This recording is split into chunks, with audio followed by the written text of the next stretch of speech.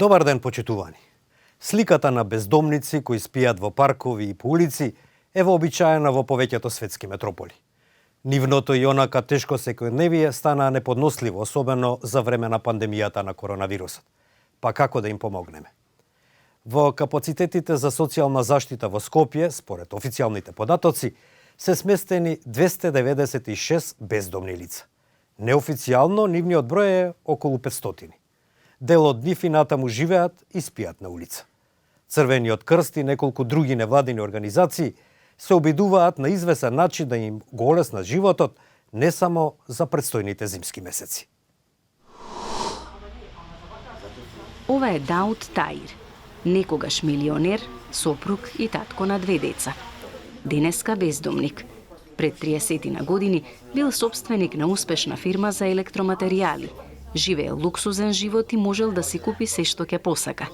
Денеска се радува на топлиот оброк во пунктот за бездомници Момин поток во Скопје. Поради моето коцкање дојде до распад на бракот, зашто вината нормално јас то сам јасна. Значи како ги изгубив околу 2-3 милиона долари, јас веќе продав тоа што имав све. Имотот, коли, што се замена куќа, 2 имав и ги продав тоа. Остав буквално на улица. Тоа ми се дешава недека од 2003-2004, па све до по улиците талка до 2005 година, 2006 година. Значи тоа беше за мене еден катастрофален период, така да лутав, не знаев дека немав ништо. На клупи спиев, значи многу тешко ми беше. Дауд денеска живее во мала гаража која е неговиот импровизиран дом. Но после 3 инфаркта и тешка операција на срце, сепак е среќен што е жив и што може да работи. А работи како фризер во пунктот за бездомници. Овој пункт е местото кое што во изминатите 13 години ги дава најпотребните сервисни услуги на бездомните лица. Тука тие може да ја остават валканата облека на перење и да си земат нова. Добиваат топол оброк и топли напитоци, третман против вошливост и шугавост, можат да добијат и медикаменти, но и личната документација која им недостасува, а која што им е потребна за да остварат одредени услуги. Најнезгодниот период во годината е токму студениот период, односно екстремно ниските температури кои ќе го зафатат градот Скопје, па така и пунктот за бездомници не е имун на цела оваа состојба која што се случува во тој зимски период, па кога ќе се додаде и короната која што во изминативе 3 години постои, можам да кажам дека ќе биде една долга и макотрпна зима. Согласно температурите кои ќе се симнат, да речеме под нула, пунктот за бездомници е достапно место кое што содржи женско и машко оделение. Во едното има 16 кревети и во другото има 16 кревети и со вкупен капацитет од 32 легла во изминативе години успешно одговараме на потребите на бездомните лица. Сдруженијето на граѓани Љубезност дава поддршка на бездомниците и социјално загрозените лица од 2013 година. Без разлика на временските услови, секоја сабота членовите на ова сдружение се собираат пред спомен куќата на Мајка Тереза за да поделат топол оброк на околу 230 бездомни лица. Паралелно со хуманитарната помош, од ова сдружение им нудат и социјална, правна и медицинска поддршка. Целта е да им помогнеме и во делот на ресоциализација и реинтеграција.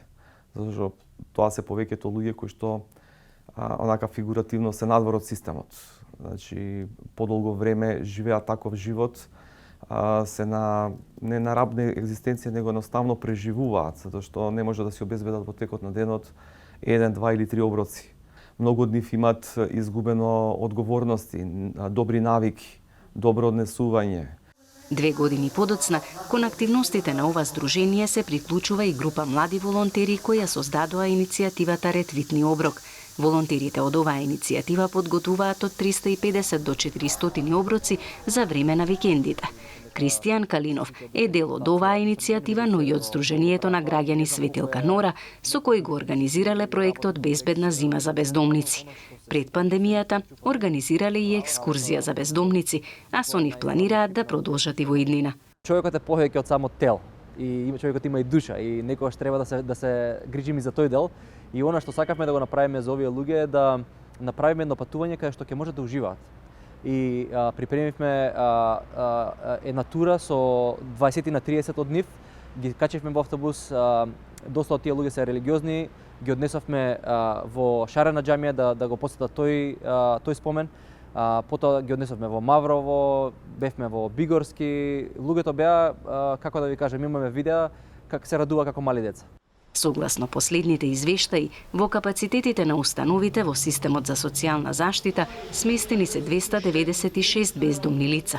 Неофицијално, само на територијата на Скопје има околу 500 бездомници.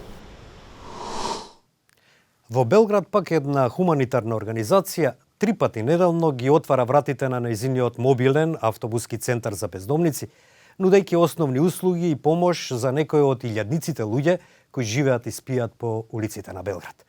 Претежно станува збор за луѓе на возраст од 50 и повеќе години, кои се најдоа изгубени во економскиот хаос што следеше по војните во Југославија. Стоејки еден до друг на сончев есенски ден, група луѓе трпеливо чекаат кај син автобус паркиран под еден мост во Белград. За нив ова е ретка шанса да се избањаат, да исперат облеката или да направат лекарски преглед. Одам улицама, препустio sam. Nikad u životu nisam znao šta je pitat nekoga za neki dinar. Šta pita? Cara, imaš nešto sitno, brate? Daj mi da preživim. Ima dobri ljudi, pa daj. Sreća što im je ovde kupanje i peruč garderoba. 3 пати неделно хуманитарна организација во Србија ги отвора вратите на нивниот мобилен автобуски центар за бездомници, нудејќи основни услуги и помош за некои од илјадниците луѓе кои живеат и спијат по улиците на главниот град на Србија.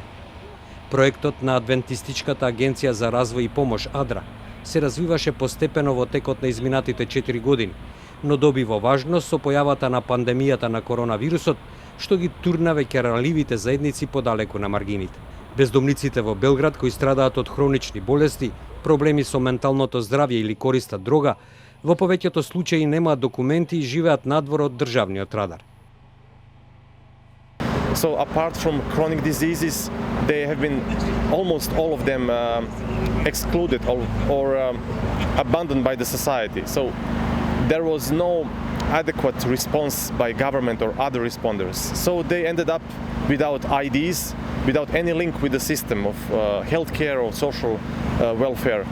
Додека гледката на бездомници кои спијат во паркови и улици е вообичаена во повеќето светски метрополи, во Србија тие се појавија релативно неодамна по распадот на поранешната Југославија, управувана од комунистичкиот режим во 90-тите години на минатиот век и повоената транзиција. Митровиќ вели дека затоа бездомниците во Белград се претежно луѓе на возраст од 50 и повеќе години, кои се најдоа изгубени во хаосот на економското уништување што следеше по војните во Југославија и колапсот на државата. Град со 2 милиона жители, Белград има сместувалиште за бездомници, но неговиот капацитет од околу 100 места вообичаено е целосно резервиран однапред. That's the first objective, to protect their health, to try to find some shelter or to advocate for them with the government shelter to get for them to get accommodated. And secondly, more importantly, is to find some mid-term and long-term solution. Властите велат дека ќе отворат дополнително сместување и поставија привремени објекти во различни делови на градот.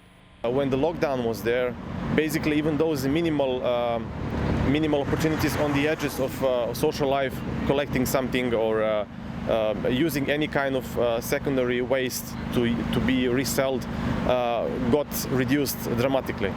Автобусот наречен Друмодром е замислен како привремена постојка на пат до дома за бездомниците.